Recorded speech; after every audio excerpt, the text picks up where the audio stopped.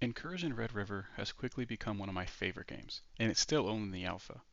If you don't know by now, Incursion Red River is an extraction FPS similar to games like Escape from Tarkov and Arena Breakout, except this game is PvE only. You can play solo or with a squad.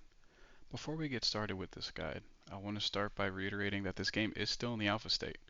With that being said, items, menus, and mechanics are subject to change or be added. As this happens, I will be updating the guide. Let's start off by going over some settings. Click on Options, and check out the keybinds and change anything to your preferences. Then hit the Gameplay. First in here, look at the toggles. Turn on toggles for all of your preferred actions. Next is Immersion. Here you can decide if you want your compass shown, your nameplates on or off, or if you want to see your health and stamina bars. Last on here is AI settings, low, mid, high, and custom. Within custom, you can change every aspect of the AI, completely changing how they play against you. Next up is the Hideout. When you load in, you'll have the firing range right in front of you. Any weapons shot in the Hideout do not use up ammo, so feel free to fire away and test your builds. You can move the targets closer or farther away for target practice. This is your stash. This is where your equipment and everything you find in raid is stored. On the left is your character, where you can equip items from your stash by dragging. The middle section is the primary stash, where anything can go. To the right of that are the boxes. The first one shown is your weapon boxes, which you can stash weapon, weapon parts, and mags. Next up is your ammunition box, which can hold ammo and mags. Your gear box, which holds helmets, armor, rigs, and backpacks. And lastly is your medical box, which holds your medical items. To unlock more boxes and upgrade them, you need cache and faction rep, which we will hit on later. To save space, there are a few things you can do. You can place backpacks inside of other backpacks, place items inside of backpacks and rigs, spare ammo and empty mags, and place attachments on weapons or rail segments that are laying around. You can also remove parts off of some weapons so that they only take up a single row instead of two rows.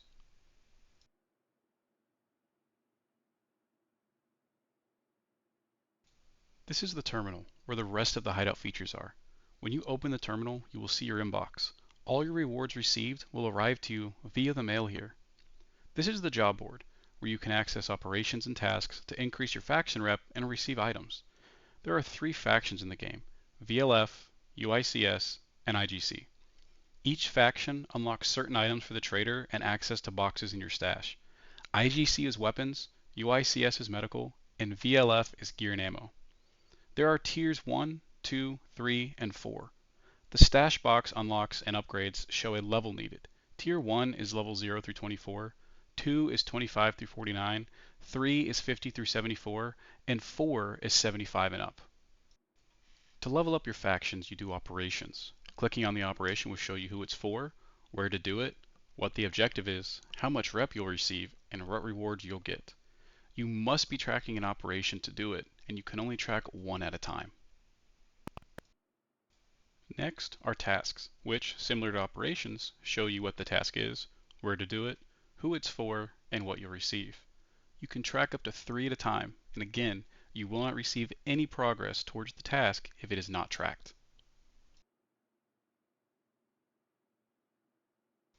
The trader is where you can purchase anything you'll need: ammo, attachments, gear, weapons, etc. Some items are locked behind a certain faction's rep level, but can be found and picked up in-game. To buy items, click Add to Cart, and then Purchase.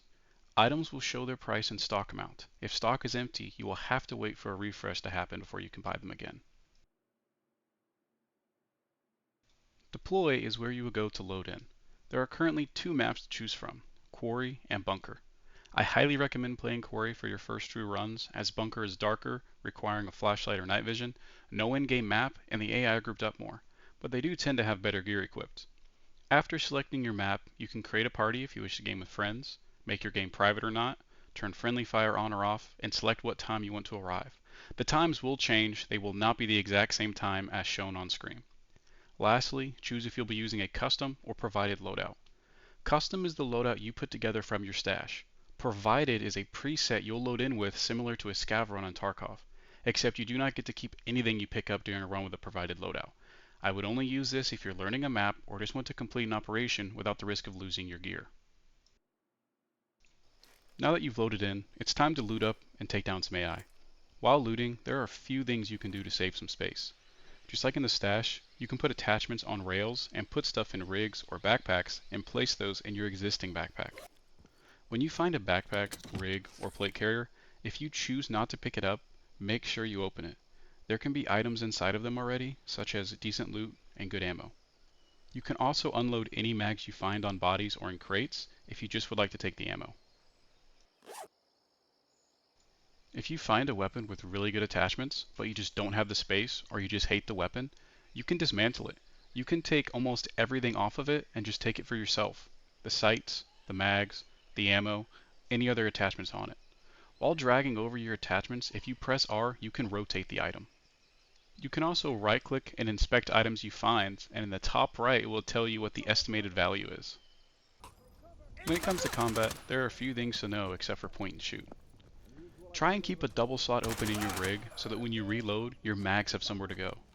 If you reload with a full rig, you will drop your empty mag on the ground and have to pick it back up again.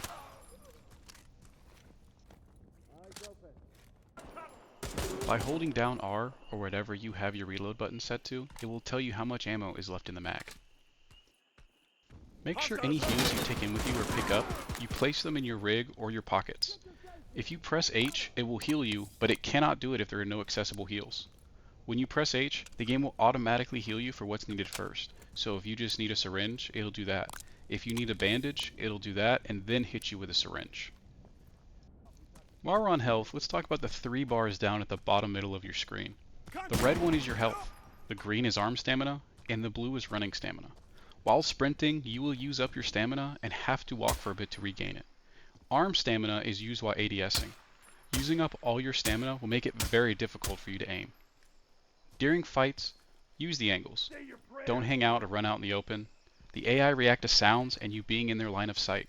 Once the AI get a beat on you, it won't be long before they hit their shots, especially on the harder difficulties. The PMCs in the towers have some of the better guns and gear in the game, and they will see you before the others. There are areas where the other AI have similar gear, but the guys in the towers almost always have the really good stuff. Most of the time they also have really good ammo, which the better ammo you have, the quicker you can down enemies through higher tier armor. Some calibers have only one ammo type right now, while others have 2. When deciding which ammo to use, inspect them to compare their stats to one another. You can also revive down teammates. If you have friends to play with, you're going to want to have at least one of these with you. They are the only way to revive teammates. As long as you have it on you, you'll receive the prompt to revive them when you go near them. You can even loot them from a down teammate's body if you don't have one. Just leave the rest of their stuff alone. These can also be purchased from the trader and found on Dead AI. When you're ready to extract and head back to your base, all you have to do is find the nearest extraction open on your map and head there. They are visible via red smoke, and you'll have to stand in it for 10 seconds to successfully extract. Hopefully this guide helps you, and you have a great gaming experience as you head into Incursion Red River. In the coming weeks and months, I plan to have some map guides, as well as gun builds and such as the game gets farther along, so keep a lookout for those. Until next time, good luck on your raids and Incursion Red River.